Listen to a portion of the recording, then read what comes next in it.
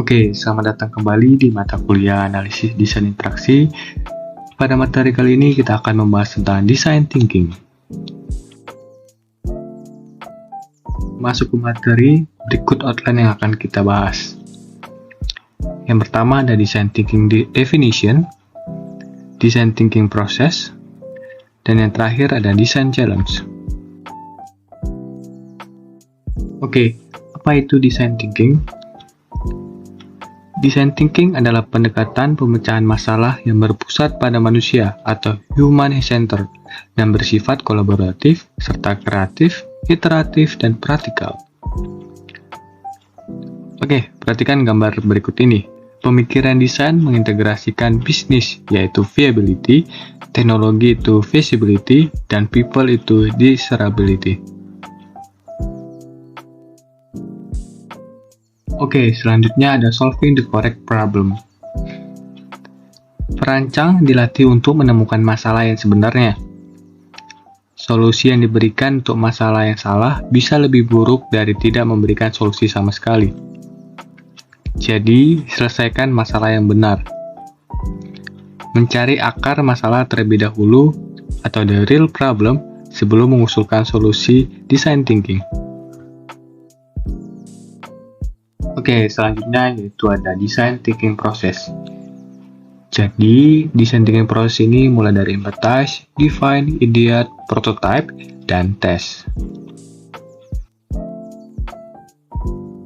Oke, kita mulai dari empathize. Jadi, masalah yang coba dipecahkan bukan masalah perancang sendiri, namun masalah sekelompok orang tertentu. Sehingga untuk merancangnya, perancang harus mendapatkan empati berkaitan dengan siapa mereka dan apa yang penting bagi mereka. Mencoba merasakan apa yang dirasakan orang lain dan dapat mencerminkan ekspresi, opini, dan harapan mereka. Perhatikan gambar berikut. Empathize yaitu fokus pada manusia, di mana ada observe, engage, dan immerse. Oke, selanjutnya ada observe. Jadi, observe ini mengamati apa yang dilakukan orang atau user dan cara mereka berinteraksi dengan lingkungannya, membantu perancang untuk memahami kebutuhan mereka. Oke, selanjutnya ada engage, yang dimana terlibat dengan orang secara langsung, dapat membantu dalam mengungkapkan cara berpikir dan nilai-nilai yang mereka pegang. Kita dapat mengerti pandangan user melalui cerita dan hal-hal yang mereka lakukan. Selanjutnya ada immerse. Setelah mengamati dan melibatkan diri dengan user, penting untuk merasakan langsung pengalaman user. Temukan atau jika perlu diciptakan pengalaman tersebut agar perancang bisa merasakan situasi yang dialami oleh user. Selanjutnya ada define, yang dimana tujuannya itu untuk menentukan masalah atau membuat pernyataan masalah yang bermakna dan dapat ditindaklanjuti. Berfokus pada wawasan dan kebutuhan pengguna tertentu. Wawasan dan kebutuhan muncul dari proses mensintesis informasi. Selanjutnya ada ideation, yang dimana mengeluarkan ide-ide yang dapat menjadi solusi terhadap permasalahan. Seperti membuat prototype, body storming, membuat mind map, dan membuat sketsa.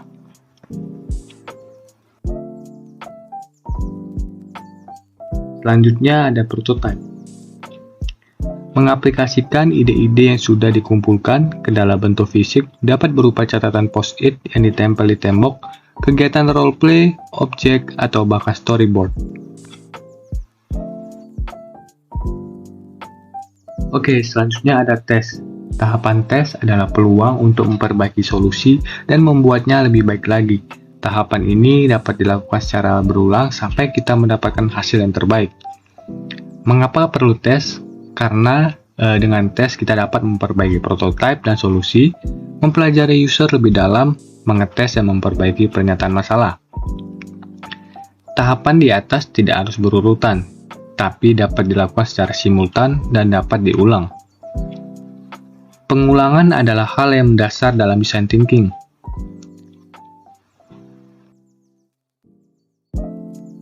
Oke, sekarang kita masuk ke the design challenge. Ya, di mana seorang perancang harus tahu nih bagaimana mengelola hal-hal yang kompleks untuk mengelola interaksi antara teknologi dan manusia. Lalu menuntut seorang perancang harus dapat menjadi pembelajar yang cepat. Membutuhkan tim yang harmonis yang terdiri dari perwakilan semua disiplin ilmu yang diperlukan. Memastikan keefektifan dalam perekayasaan produk termasuk capabilities, reliability, serviceability, biaya, dan financial viability atau profitability. Lalu, memastikan schedule dan budget dapat dipenuhi. Selanjutnya kita masuk ke the constraints of design process. Jadi, produk memiliki kebutuhan yang banyak, kadang bertentangan. Desain untuk orang-orang dengan kebutuhan khusus dan masalah stigma. Berikut gambar yang merupakan 3 pengupas sayuran. Pengupas sayur logam tradisional ditunjukkan di sebelah kiri, murah tapi tidak nyaman. Alat pengupas OXO yang merevolusi industri ditunjukkan di sebelah kanan. Hasil revolusi ini ditunjukkan di tengah, pengupas dari perusahaan Swiss Kuchricon yang penuh warna dan nyaman.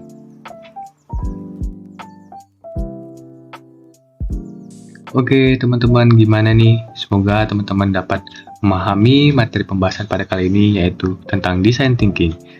Sekian dari saya, sampai jumpa di pertemuan berikutnya. See you!